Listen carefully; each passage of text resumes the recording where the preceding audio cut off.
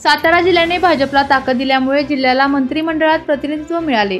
काँग्रेस आणि राष्ट्रवादी काँग्रेसला सातारा जिल्ह्याने ताकद दिली, मात्र सातारा जिल्ह्याला अपेक्षित ताकद पक्षश्रेष्ठींकडून मिळाली नाही, असा टोला शरद पवारांचे नाव न घेता मंत्री शिवेंद्रराजे यांनी लगावला आहे।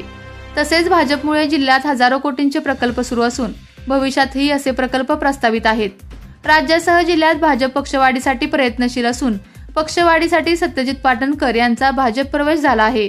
स्थानिक स्वराज्य संस्थांच्या निवडणुका महायुती म्हणून एकत्र लढवणार असल्याचे सार्वजनिक बांधकाम मंत्री शिवेंद्रराजे भोसले यांनी पत्रकार परिषदेत स्पष्ट केले। आपल्याला आता बघा, आपल्या इथं एकतर सगळ्यात महत्त्वाचं म्हणजे कधी नाही ते अजितराव आपल्या जिल्ह्याला एवढं प्रतिनिधित्व मिळाले हे महत्त्वाचं आहे। सातारा जिल्ह्यानं यापूर्वी सुद्धा काँग्रेसला भरपूर ताकद दिली, राष्ट्रवादीला पण पवार साहेबांच्या राष्ट्रवादीला जेव्हा सगळे एकत्र होते भरपूर ताकद दिली। पण सातारा ताकद द्यायचं, पण सातारला एखादं पद देऊन नुसतं गप बसवलं जायचं। ती सातारची होती, नुसतं सातारा बरोबर पाहिजे, सातारचे 8 आमदार 2 खासदार बरोबर पाहिजेत, सातारचं जिल्हा बँक बरोबर पाहिजे, सगळंच पाहिजे होतं, जिल्हा परिषदेने सगळी ताब्यात पाहिजे, पण तिथून पुढे काय नव्हतं। ही वस्तुस्थिती आहे। काँग्रेसच्या काळात पण तसंच झालं, नुसतं सातारला म्हणजे पदं देण्याच्या बाबतीमध्ये ज्यावेळेला आला त्यावेळेला सांगलीला पदं जास्त दिली जायची। त्यावेळेला आपण अनुभव घ्यायचो, सांगलीतनं दोघंच आमदार निवडून यायचे आणि दोघं पण मंत्री व्हायचे, ही पण आहे। पण एकतर सातारला प्रतिनिधित्व देण्याचं काम याच्यामध्ये केलं। दुसरं, आज जे मोठे प्रकल्प सगळे आहेत, हे प्रकल्प आज तुम्हाला पण माहिती आहे की पूर्ण होण्याच्या अगदी शेवटच्या टप्प्यावर आलेत।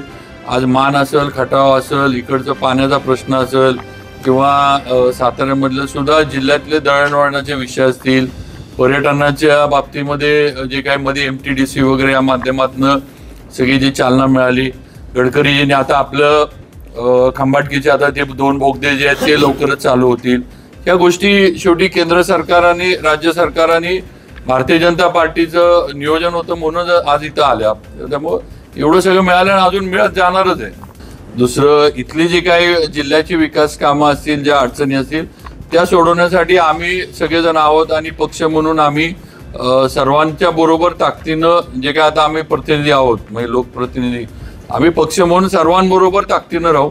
त्यामुळे नक्कीच आता काय रस्त्याचे विषय असतील, प्रलंबित असतील काय, त्याला आपण योग्य, आता काय पावसात तर आपण आता कामं आता देऊ शकत नाही, आता जुलैचं बजेट ज्यावेळेला होईल त्यावेळेला त्याच्यामध्ये नक्की जास्तीत जास्त निधी सगळ्याच तालुक्यांना देण्याचं काम नक्की होईल। आपल्या तालुक्यातील जिल्ह्यातील बातम्या सर्वप्रथम पाहण्यासाठी आजच सातारा न्यूजला YouTube चॅनलवर सबस्क्राईब करा, लाईक करा, शेअर करा आणि बेल आयकॉन प्रेस करायला विसरू नका।